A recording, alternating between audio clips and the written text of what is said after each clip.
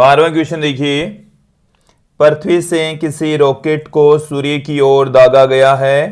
पृथ्वी के केंद्र से किस दूरी पर रॉकेट पर गुरुत्वाकर्षण बल शून्य है। सूर्य का द्रव्यमान 2 × 10 की घात 30 किलोग्राम है। पृथ्वी का द्रव्यमान 6 × 10 की घात 24 किलोग्राम है। अन्य ग्रहों के प्रभावों की उपेक्षा कीजिए।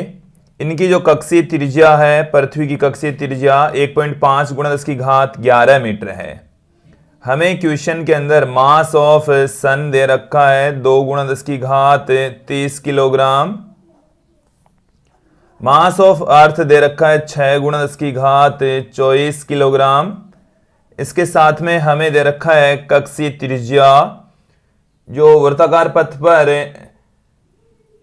चक्कर लगा रहा है, पृथ्वी चक्कर लगा रही है, उसकी कक्षा की त्रिज्या 1.5 × 10 की घात 11 मीटर दे रखी है। अब हम यहां पर पृथ्वी से, ये पृथ्वी है, पृथ्वी से किसी रॉकेट को सूर्य की ओर भेज रहे हैं, और जबकि इन दोनों के बीच की जो डिस्टेंस है वो हमें पता है कि ये जो डिस्टेंस है वो है 1.5 × 10 की घात 11 मीटर। ये पृथ्वी है, ये सूर्य है।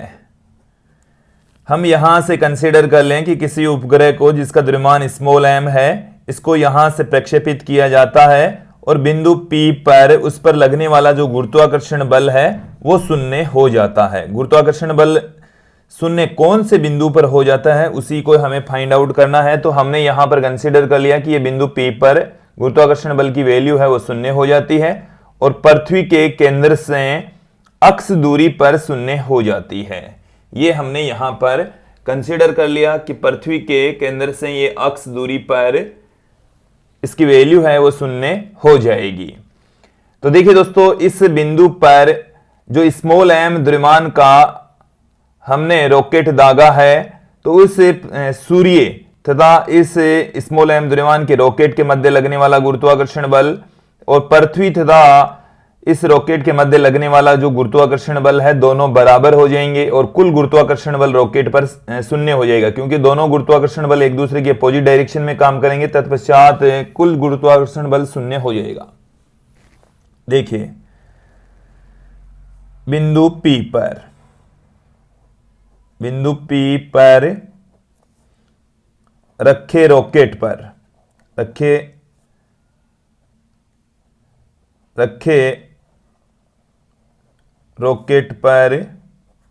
गुरुत्वाकर्षण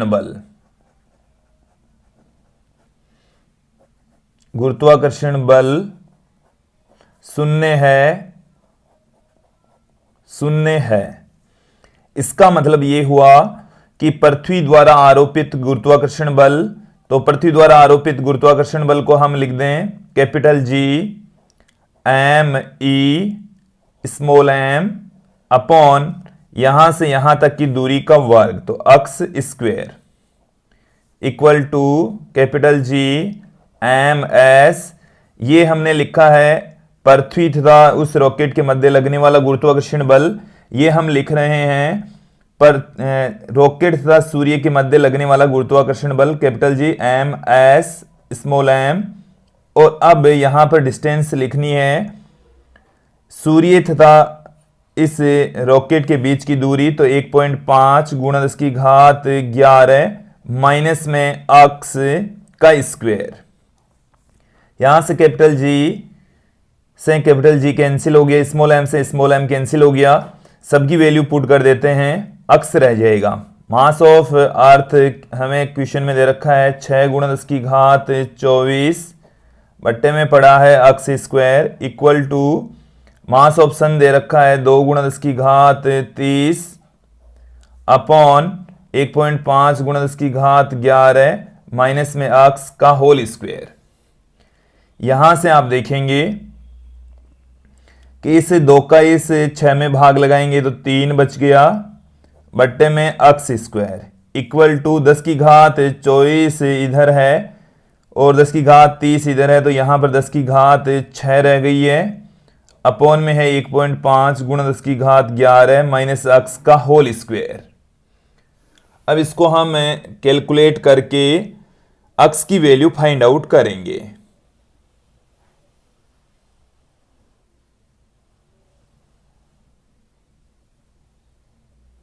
यहां से देखिए दोनों ओर से हम इसका अंडर ले लेंगे,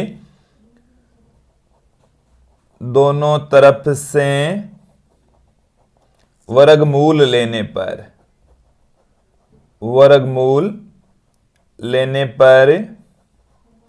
दोनों तरफ से वर्गमूल लेंगे तो यहां पर आ गया √3 बट्टे में अक्स इक्वल टू 10⁻³ बट्टे में 1.5 गुणा 10⁻11 माइनस अक्स।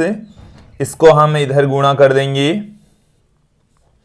तो 1.5 गुणा 10⁻11 माइनस अक्स इंटू में पड़ा है √3 और ये अक्स इंटू 10⁻³ यहां पर पड़ा ही है।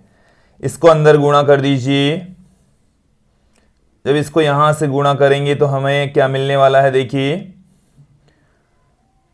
√3 इंटू 1.5 गुणा 10⁻11 माइनस में √3 अक्स इक्वल टू हमें मिल रहा है अक्स इंटू 10⁻3।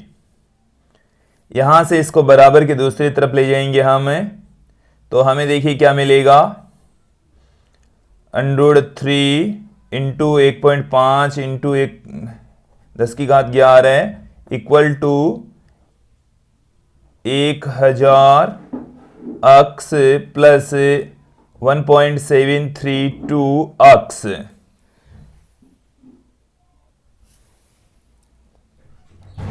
तो देखिए यहां पर हमें क्या मिलने वाला है,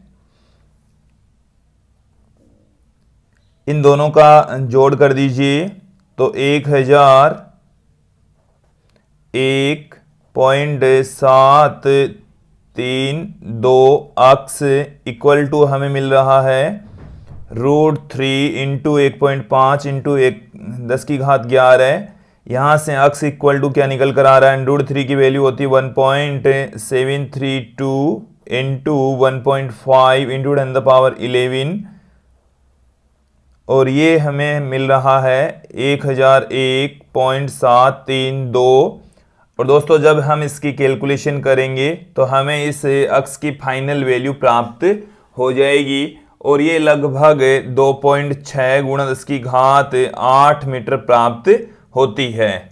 इसका मतलब ये हुआ है कि यदि पृथ्वी की सतह से पृथ्वी के केंद्र से 2.6 गुणा 10⁸ मीटर की दूरी पर जब रॉकेट चला जाता है तब उस पर लगने वाला गुरुत्वाकर्षण बल है वो 0 हो जाता है। इस स्थिति में जब डिस्टेंस अक्स बराबर 2.6 गुणा 10⁸ मीटर होती है तो पृथ्वी के द्वारा लगने वाला गुरुत्वाकर्षण बल और सूर्य के द्वारा लगने वाला गुरुत्वाकर्षण बल दोनों बराबर होते हैं और बिंदु P पर कुल गुरुत्वाकर्षण बल 0 होता है।